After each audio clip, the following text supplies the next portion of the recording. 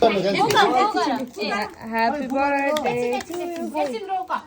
Hey, happy birthday. अब छिरिरी गर्छु भन्दै थियो त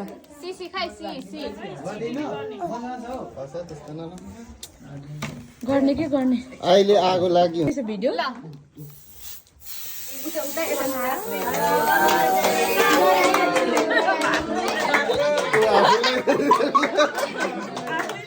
अब जाऊ बहिनीको छेउमा बस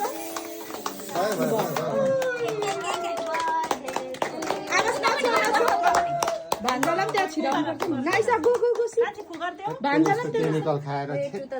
नगर भनेको ऊ त्यो ऊ नातिलाई पनि त्यही राख्नु पर्थ्यो नि छेउमा राखिदेऊ त बन्धु